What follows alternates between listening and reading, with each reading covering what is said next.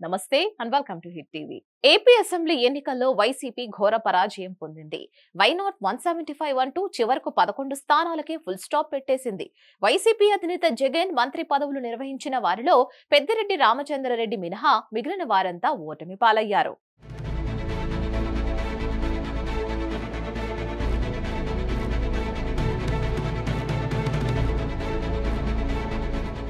జగన్ అధికారంలో ఉన్న సమయంలో 5 ఏళ్లు పూర్తిగా తాడేపల్లి క్యాంప్ ఆఫీసు నివాసానికే పరిమితం అయ్యారని, ప్రజలకు ఆయన దూరమయ్యారని, అందుకే ఓటమి పాలు కావాల్సి వచ్చిందని విశ్లేషణలు సాగాయి.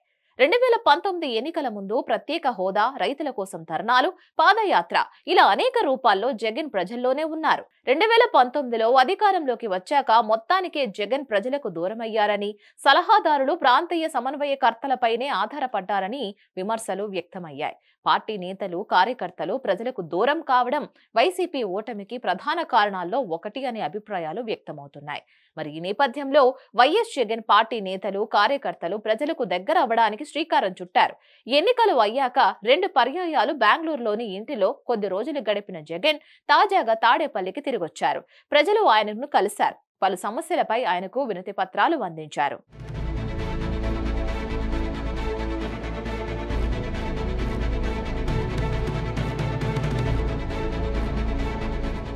అంతేకాకుండా వివిధ జిల్లాల నుంచి వైసీపీ నేతలు, కార్యకర్తలు కూడా తరలివచ్చారు. జగన్ ను కలిశారు. జగన్ కూడా గతంలో జరిగిన తప్పులను గుర్తించి నేతలు, కార్యకర్తలకు బాగానే సమయం ఇచ్చారని అంటున్నారు. ప్రతి ఒక్కరితోనూ మాట్లాడి వారి యోగక్షేమాలు అడిగి తెలుసుకున్నారని చెప్తున్నారు.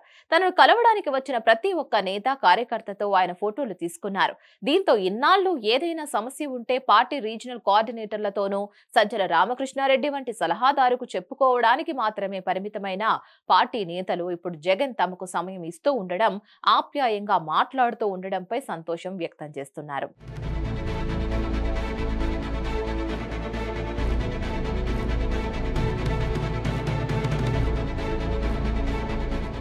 మరోవైపు టీడీపీ అధినేత చంద్రబాబు, ఆయన కుమారుడు నారా లోకేష్, ఇతర నేతలు ప్రజల నుంచి ఆర్జీలు స్వీకరిస్తున్నారు. ప్రజా దర్బారు నిర్వహిస్తున్నారు. టీడీపీ ఆఫీసులోనూ ఎవరో ఒక ముఖ్య నేత ఉండి కార్యకర్తలకు అందుబాటులో ఉంటున్నారు. జనసేన పార్టీ సైతం ఇదే విధానాన్ని అవలంబిస్తోంది. అధికారంలోకి రాకముందు జనసేనాని పవన్ కళ్యాణ్ రాష్ట్రమంతా జనవాణి కార్యక్రమాన్ని నిర్వహించారు. ప్రజల నుంచి వివిధ సమస్యలపైన వారి వినతి పత్రాలు స్వీకరించారు. ఇప్పుడు అధికారంలోకి వచ్చాక కూడా ఆయన ఇదే పని చేస్తున్నారు. ఈ నేపథ్యంలో వైఎస్ జగన్ సైతం ప్రజా దర్బార్ మొదలుపెట్టినట్లేనని చెబుతున్నారు.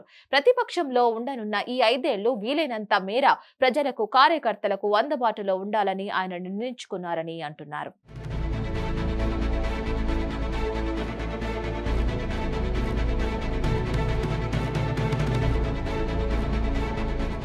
మరిన్ని అప్డేట్స్ కోసం stay tune to hit TV.